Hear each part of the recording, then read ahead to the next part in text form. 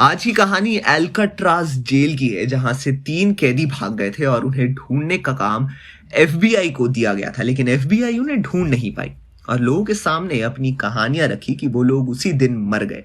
मगर एफबीआई की इस बात पर किसी ने विश्वास नहीं किया कि उस रात वहां से भागने के बाद उनकी मौत हो गई। और दुनिया की सबसे बड़ी इन्वेस्टिगेशन एजेंसी एफबीआई की जांच पर भी सवाल या निशान उठाए गए, क्योंकि ना तो एफबीआई को कभी उनमें से किसी की लाश मिली और ना ही कोई ऐसा सबूत जो उनको मुर्दा साबित कर सके।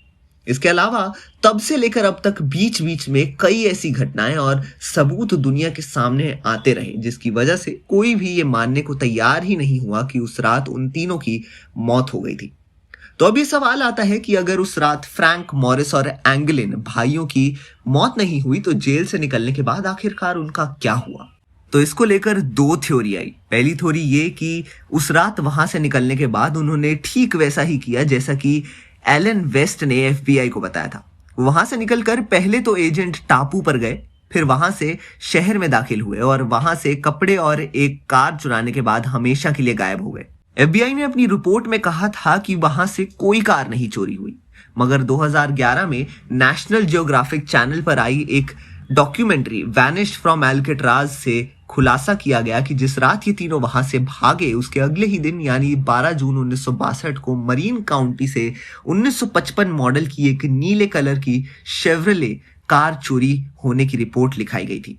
इसके अलावा जैसा कि एफबीआई ने कहा था कि समुद्र को अगर कोई तैर कर पार करेगा तो उसकी मौत तय है, क्योंकि पानी का तापमान गर्मी में भी 12 डिग्री से ऊपर नहीं जाता। तो एफबीआई के इस भ्रम को भी उसी साल तोड़ दिया गया जिस साल एल्काट्राज जेल ब्रेक हुआ। और वो ऐसे ही कि जब 1962 में मॉरिस और एंगलिन भाई वहां से भागे तो उसके 6 महीने बाद ही जॉन पॉल स्कॉट नाम का एक और कैदी जेल से भाग गया और उसने सिर्फ तैरकर ही पूरा समुंदर पार कर लिया था और गोल्डन गेट ब्रिज तक पहुंच गया था। हालांकि बाद में उसे पकड़ लिया गया और ठंडे पानी की वजह से उसे हाइपोथर्मिया भी हो गया था, मगर बाद में उसकी जान बच गई। पर इससे यह साबित हो रहा था कि एल्काट्राज जेल के चारों तरफ जो समुद्र है उसके तैरकर पार किया जा सकता है। जॉन पॉल स्कॉट, जिसके पास कुछ भी नहीं था, जब उसने समुद्र पार कर लिया तो मॉरिस और एंगलिन भाई तो पूरी तैयारी के साथ निकले थे और बाद में वो भी पता चला कि जॉन और उसका भाई ये दोनों बचपन से ही एक माहिर तैराक थे। इसके बाद आते हैं अब दूसरी थ्योरी पर। दूसरी थ्योरी ये थी कि वहां से निकलने के बाद वो समुद्र में मुश्किल से 180 मीटर यानी 200 यार्ड तक ही अपनी बनाई उस नाव पर गए और 180 मीटर के बाद उन्हें एक बोट मिली जो कि पहले से उनका इंतजार कर रही थी। उसके बाद फ्रैंक ली मॉरिस और एंगलिन भाई उसमें बैठे और फिर वहां से हमेशा के लिए अमेरिका छोड़कर चले गए। अब आपके मन में सवाल आ रहा होगा कि वो बोट 180 मीटर दूर क्यों खड़ी थी। तो इसका जवाब यह है कि एल्काट्राज जेल जिस टापू के ऊपर बना था उसके चारों तरफ लगभग 180 मीटर तक एल्काट्राज के ऑफिशियल बोट के अलावा किसी को भी आने की परमिशन नहीं थी और इसलिए ही वो बोट 180 मीटर दूर इन तीनों का इंतजार कर रही थी।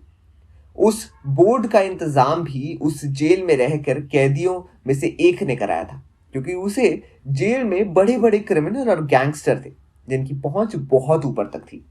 इस दूसरी थ्योरी में काफी दम था, क्योंकि जिस तरह वो तीनों 11 जून 1962 की रात वहां से भागे, यहां तक कि उन्होंने एलन वेस्ट का इंतजार भी नहीं किया और उसे वहीं छोड़कर निकल गए।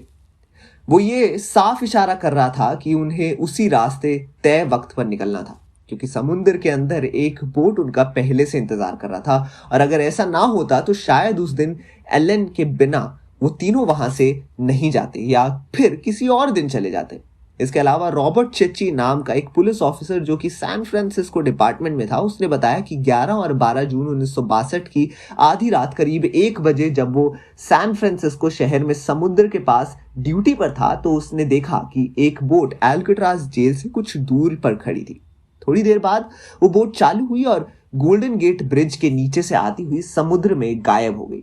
इन दोनों थ्योरी के अलावा अभी तक से लेकर बहुत सी ऐसी चीजें हुई जो ये संकेत दे रही थी कि उस रात वो तीनों जिंदा बच गए, जैसे कि एंगलिन परिवार के पास हर क्रिसमस या न्यू ईयर पर अगले कई सालों तक एक अनजान नाम से लेटर और बधाइयां मिलती रही और एंगलिन भाइयों की जो माँ थी उन्हें जब तक उनकी मौत नहीं हुई तब तक हर साल मदर्स डे पर एक फूलों से सजा गुलदस्ता भेजा जाता था और उस गुलदस्ते पर ना तो कभी भेजने वाले का नाम होता था और ना ही पता।